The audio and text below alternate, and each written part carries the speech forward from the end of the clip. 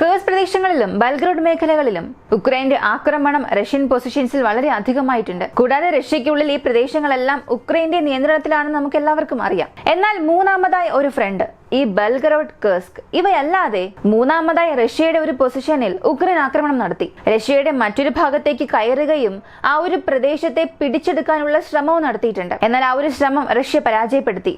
മാത്രമല്ല, ലബനനുള്ളിൽ നമ്മുടെ ജനങ്ങൾ ആരെങ്കിലും ഉണ്ടെങ്കിൽ ഉടൻ തന്നെ പുറത്തേക്ക് വരണമെന്ന് ചൈനീസ് സർക്കാർ ഒരു ഔദ്യോഗികമായ അറിയിപ്പ് നൽകി. കൂടാതെ ഉക്രൈനിലെ അമേരിക്കക്കാർക്ക് അമേരിക്ക ഒരു റെഡ് വാർണിംഗ് നൽകി. റെഡ് അലേർട്ട് അല്ല, ഒരു ചുവന്ന മുന്നറിയിപ്പ് നൽകിയിട്ടുണ്ട്. നമ്മുടെ അമേരിക്കക്കാർ ആരെങ്കിലും ഉക്രൈൻ തലസ്ഥാനമായ കീവിൽ ഉണ്ടെങ്കിൽ ഉടൻ തന്നെ സുരക്ഷിതമായ സ്ഥലത്തേക്ക് എത്തുക, നിങ്ങളുടെ സ്ഥാനങ്ങൾ മാറ്റുക, ഇല്ലെങ്കിൽ എംബസിയുമായി ബന്ധപ്പെടുക, നിങ്ങൾക്കുള്ള സഹായമെല്ലാം അവർ നൽകുമെന്ന് ഒരു പ്രധാനപ്പെട്ട മുന്നറിയിപ്പ് നൽകിയിട്ടുണ്ട്.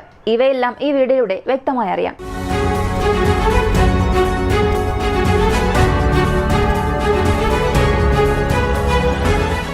ആദ്യം നമ്മൾ ഈ ബ്രയാൻസ് മേഖലയെ കുറിച്ച് കാണാം. ബ്രയാൻസ് ഭാഗത്തെ സംബന്ധിച്ചിടത്തോളം ഉക്രൈനുമായി അതിർത്തി പങ്കിടുന്ന കേഴ്സ്കിന് അടുത്തുള്ള ഒരു പ്രദേശമാണ്. ഈ യുദ്ധത്തിന്റെ തുടക്കകാലത്ത് എല്ലാ ഭാഗങ്ങളിൽ നിന്നും ഉക്രൈനെ ആക്രമിച്ചപ്പോൾ കൂടുതൽ സൈനികർ ഈ സ്ഥലത്ത് നിന്നാണ് കീവിനെ നോക്കി മുന്നേറിയത്. അപ്പോൾ തന്ത്രപരമായി ഉക്രൈനെ പിടിക്കാൻ, അല്ലെങ്കിൽ ഉക്രൈന്റെ തലസ്ഥാന നഗരമായ കീവിനെ പിടിച്ചെടുക്കാൻ ഈ സ്ഥലം റഷ്യയ്ക്ക് വളരെ പ്രധാനപ്പെട്ട ഒരു മേഖലയാണ്. അങ്ങനെയുള്ള ഒരു മേഖലയിൽ ഇപ്പോൾ റഷ്യയുടെ ഡിഫൻസ് കൂടാൻ തുടങ്ങിയിട്ടുണ്ട്. 2 ആഴ്ചകൾക്ക് മുൻപ് വരെയും ആ സ്ഥലത്ത് മേജർ ആയിട്ടുള്ള റഷ്യയുടെ ഡിഫൻസ് ലൈൻ ഒന്നും ഇല്ലായിരുന്നു. പക്ഷേ എപ്പോഴാണോ കേഴ്സിൽ ഉക്രൈൻ ആക്രമിക്കാൻ തുടങ്ങിയത്, അതായത് 1200 ചതുരശ്ര കിലോമീറ്റർ വരെയും ഉക്രൈൻ പിടിച്ചെടുത്തു എന്ന് പറയുന്നുണ്ട്, അപ്പോൾ മുതൽ തന്നെ റഷ്യ ഒരു കാര്യം തീരുമാനിച്ചു. അവരുടെ ഫെഡറൽ സെക്യൂരിറ്റി സർവീസസ്, അവരുടെ റിസർവ്ഡ് സൈനികരിൽ നിന്നുള്ള ധാരാളം ആളുകളെ ഈ റഷ്യ ഉക്രൈൻ അതിർത്തിയിൽ നിർത്തുകയാണ്. അവിടെ ധാരാളം കിടങ്ങുകളും പണിയുന്നുണ്ട്. റഷ്യയ്ക്കുള്ളിൽ തന്നെ കുഴിബോംബുകളും ഇടുന്നുണ്ട്. അത് അവരുടെ നിയന്ത്രണത്തിലുള്ള സ്ഥലങ്ങളായാലും ഉക്രൈൻ അകത്തേക്ക് പ്രവേശിക്കാതിരിക്കാനായി അവരുടെ പ്രദേശത്ത് തന്നെ കുഴിബോംബുകൾ നിറയ്ക്കുക, ഇങ്ങനെ കൂടുതൽ പ്രതിരോധ നില തന്നെ അവിടെ എടുക്കാൻ തുടങ്ങിയിട്ടുണ്ട്. ഇത് കാരണം ഉക്രൈന് എന്ത് പ്രശ്നമാണ് ഉണ്ടാകുന്നതെന്ന് നോക്കിയാൽ കേഴ്സ്കിൽ അവർ വിചാരിച്ച ഒരു കാര്യം മൊത്തമായ പ്രദേശത്തെ പിടിച്ചെടുക്കുക, അല്ലെങ്കിൽ അവിടെ റഷ്യയ്ക്ക് സാരമായ നഷ്ടം വരുത്തി വെക്കുക. അങ്ങനെ വരുത്തിയിട്ട് അവിടെ നിന്ന് പിന്നോട്ട് പോകാതെ റഷ്യയിൽ നിന്നും പിടിച്ചെടുത്ത ആ ഒരു പൊസിഷൻസിനെ ഹോൾഡ് ചെയ്യണം എന്നുള്ളതായിരുന്നു ഉക്രൈൻ എടുത്ത ഏറ്റവും വലിയ തീരുമാനം, അല്ലെങ്കിൽ അവരുടെ പദ്ധതി എന്ന് പറയാം. യഥാർത്ഥത്തിൽ അതായത് ഇപ്പോ അങ്ങനെയുള്ള കാര്യങ്ങളാണോ നടക്കുന്നതെന്ന് ചോദിച്ചാൽ റഷ്യയുടെ ഡിഫൻസീവ് ലൈൻ തകർത്തുകൊണ്ട് ഇപ്പോൾ ഉക്രൈനെ കൊണ്ട് മുന്നേറാൻ സാധിക്കുന്നില്ല. അതിനാൽ ആ സ്ഥലത്ത് എല്ലാം ഇപ്പോൾ ഒരു സ്തംഭനാവസ്ഥ. ഇനി മുന്നിലേക്കും പോകാൻ കഴിയുന്നില്ല, പിന്നിലേക്കും പോകാൻ കഴിയില്ല, ആ ഒരു അവസ്ഥയിലേക്ക് നിൽക്കുകയാണ്. ചില സ്ഥലങ്ങളിൽ റഷ്യ അവരുടെ ടെറിട്ടറി പിടിച്ചെടുത്താലും മുഴുവനായും ഉക്രൈനെ പുറത്തേക്ക് ആട്ടി ഓടിക്കാനാകാത്ത ഒരു അവസ്ഥയാണ്. ഉക്രൈൻ ഇങ്ങനെ ഒരു പദ്ധതി കൊണ്ടുവരാൻ കാരണം തന്നെ റഷ്യയെ പെട്ടെന്നൊരു സ്ഥലത്ത് ആക്രമിക്കുമ്പോൾ അവർ പരിഭ്രാന്തരാവുകയും ഉക്രൈനിലുള്ള അവരുടെ ട്രൂപ്സിനെ അവർ തിരികെ വിളിക്കുമെന്ന് കരുതി. പ്രധാനമായും ഡോൺബോസ് മേഖലയിൽ ഈ യുദ്ധം തുടങ്ങാൻ കാരണം തന്നെ ഡോൺബോസ് മേഖലയാണ്. ആ പ്രദേശങ്ങളിൽ നിന്നുള്ള സൈനികരെ അവർ തിരികെ കൊണ്ടുവരും. ഇപ്പോൾ ആക്രമണം നടക്കുന്ന സ്ഥലത്ത് അവർ കൂടുതൽ ജാഗ്രത പുലർത്തും. ഇതൊരു കാരണമായിരുന്നു. കൂടാതെ മോസ്കോയിലുള്ള ജനങ്ങൾ റഷ്യക്കെതിരെ സംസാരിക്കണം. റഷ്യ എന്താണ് ചെയ്തുകൊണ്ടിരിക്കുന്നത്, ഉക്രൈനിൽ നമ്മൾ പോയി ആക്രമിക്കണം എന്ന് ചിന്തിച്ചു. പക്ഷേ റഷ്യൻ ഭാഗങ്ങളെ ഉക്രൈൻ പിടിച്ചെടുക്കാൻ തുടങ്ങിയിട്ടുണ്ട്.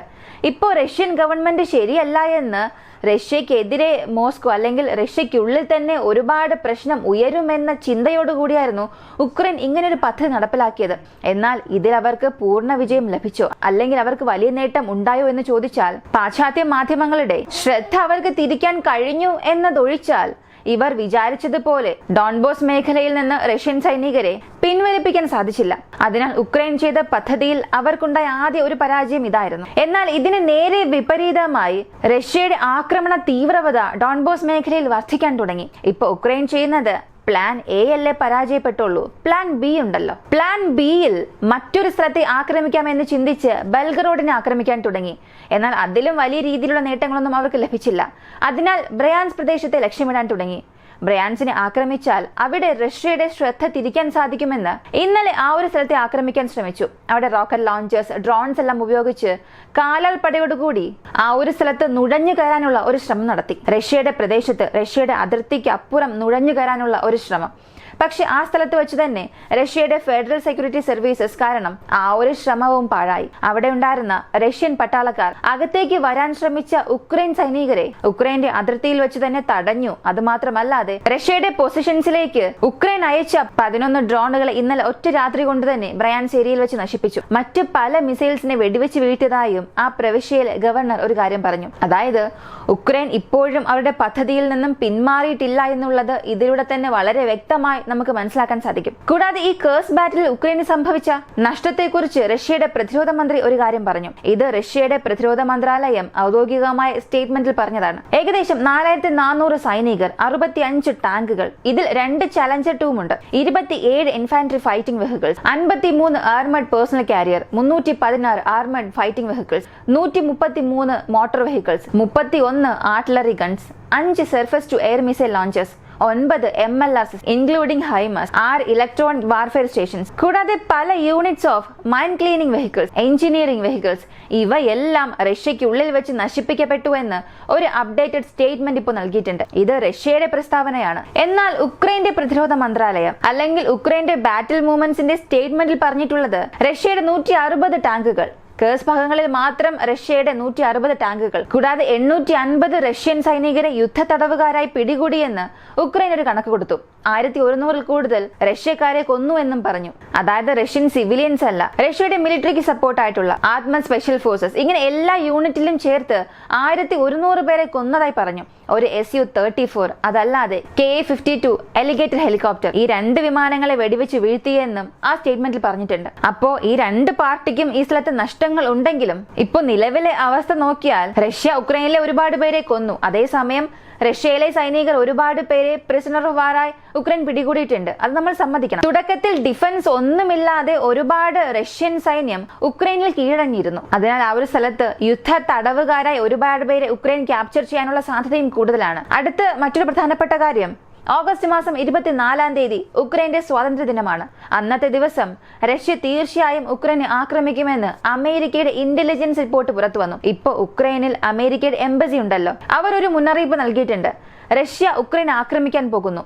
ഇത്തവണ അമേരിക്കക്കാർ ആരെങ്കിലും കീവിലുണ്ടെങ്കിൽ, കീവിന് ചുറ്റുമുള്ള ഒരു 10 ലൊക്കേഷൻസ് പറഞ്ഞിട്ടുണ്ട്. ഇവിടെ ആരെങ്കിലും ഉണ്ടെങ്കിൽ ദയവ് ചെയ്ത് അവിടെ നിങ്ങൾ ആയിരിക്കരുത്. പെട്ടെന്ന് തന്നെ പുറത്തേക്ക് വരിക. നിങ്ങൾക്കായുള്ള സുരക്ഷിതമായ സ്ഥലത്തെ നോക്കി നിങ്ങൾ പോവുക, അല്ലെങ്കിൽ എംബസിയുമായി ബന്ധപ്പെടുക. റഷ്യയുടെ ഒരു വലിയ മിസൈൽ സ്ട്രൈക്ക് വരും ദിവസങ്ങളിൽ ഒരു 2-3 ദിവസത്തേക്ക് കീവിനെ ലക്ഷ്യമിടാൻ പോകുന്നുവെന്ന് വളരെ പ്രധാനപ്പെട്ട ഒരു വിവരം നൽകി. ഇത് പറഞ്ഞത് മാത്രമല്ല, നിങ്ങൾ എംബസിയെ ബന്ധപ്പെടുക, നിങ്ങൾക്ക് ആവശ്യമായ എല്ലാ സഹായവും നൽകാൻ അവർ തയ്യാറാണ്. പെട്ടെന്ന് നിങ്ങൾ തലസ്ഥാനം വിട്ട് പുറത്തേക്ക് പോവുക എന്ന ഒരു അറിയിപ്പ് നൽകി. അപ്പോൾ വരാൻ പോകുന്ന ദിവസങ്ങൾ എന്നത് ഉക്രൈന് വളരെ പ്രധാനപ്പെട്ട ദിവസമായി മാറും.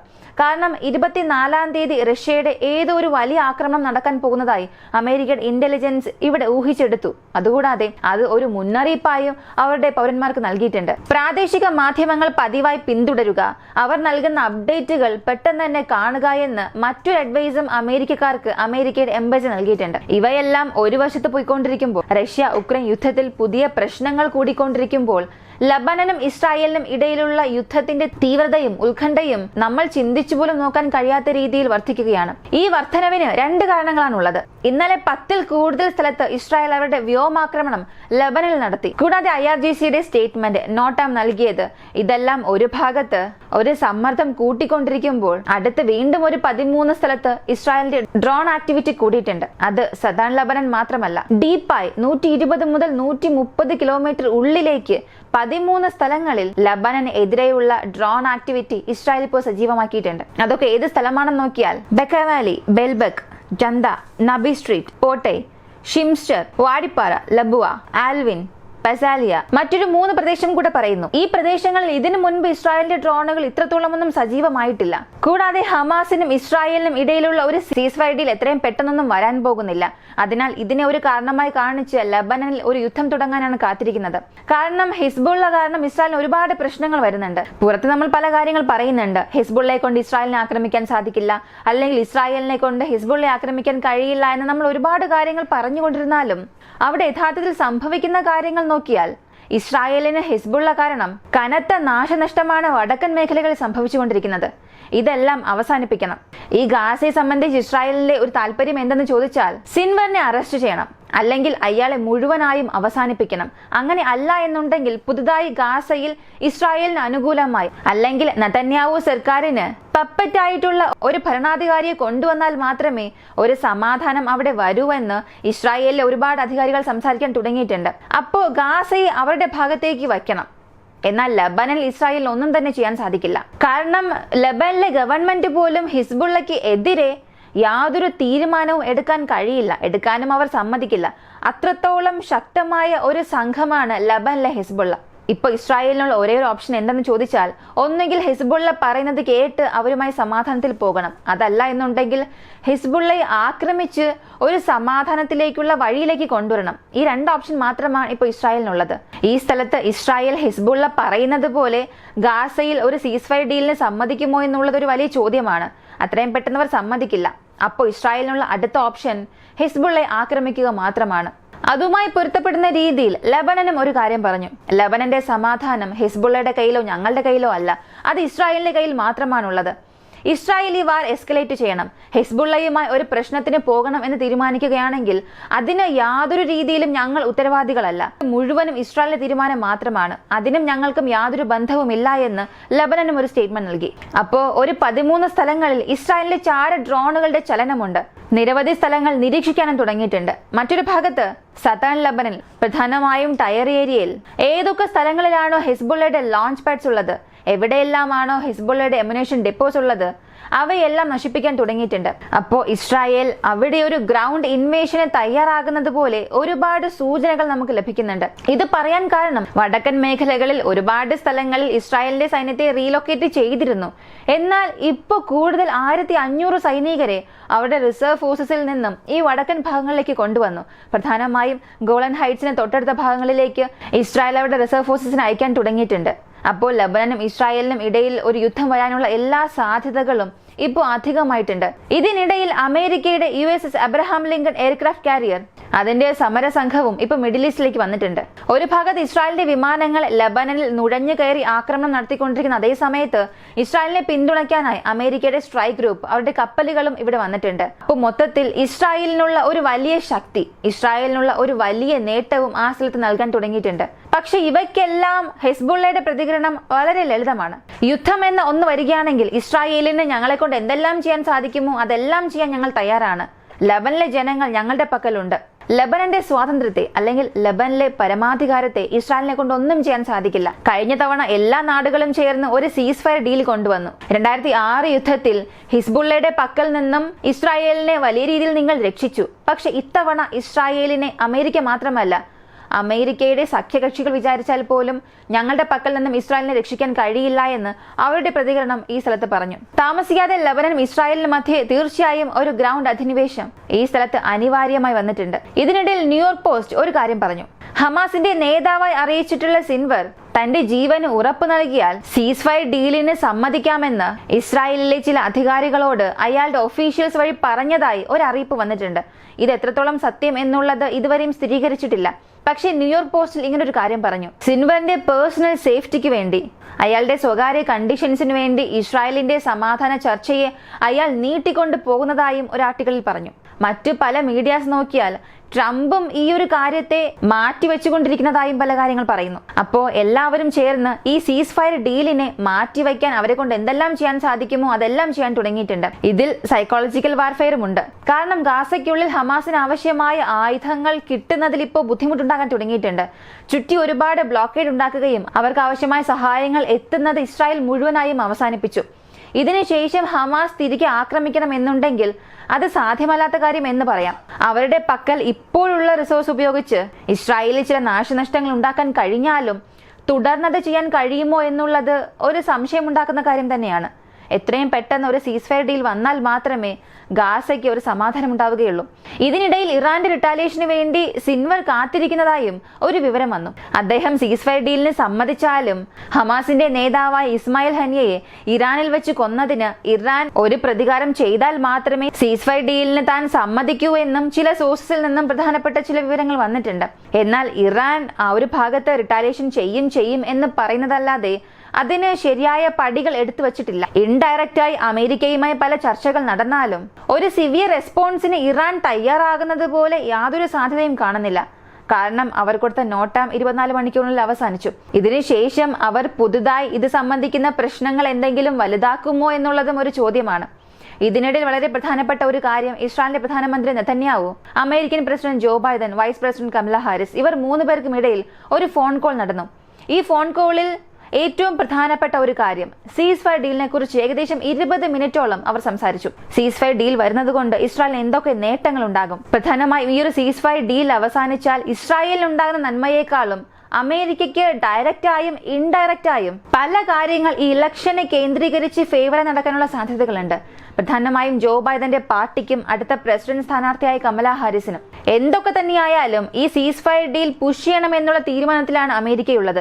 പക്ഷേ ഇസ്രായേലിന്റെ പ്രൈം മിനിസ്റ്റർ ഈ ഒരു സീസ് ഫയർ ഡീലിനെ പതിയെ മാറ്റിവെക്കുന്നത് ജോ ബൈഡൻ ഗവൺമെന്റിന് പല പ്രശ്നങ്ങൾ ഉണ്ടാക്കാൻ തുടങ്ങിയിട്ടുണ്ട്. എങ്ങനെയെങ്കിലും ഈ ഒരു സീസ് ഫയർ ഡീൽ അവസാനിപ്പിക്കണമെന്ന തീരുമാനത്തിലാണ് കമല ഹാരിസും ഉള്ളത്. ഈ ഒരു വീഡിയോയെക്കുറിച്ചുള്ള നിങ്ങളുടെ അഭിപ്രായം കമന്റിൽ പറയുക. വീഡിയോ ഇഷ്ടമായാൽ ലൈക്ക് ചെയ്യുക, ഷെയർ ചെയ്യുക. ഇങ്ങനെയുള്ള വീഡിയോസ് കാണാൻ നമ്മുടെ ചാനൽ മറക്കാതെ സബ്സ്ക്രൈബ് ചെയ്യുക. മറ്റൊരു വീഡിയോയുമായി വീണ്ടും കാണാം.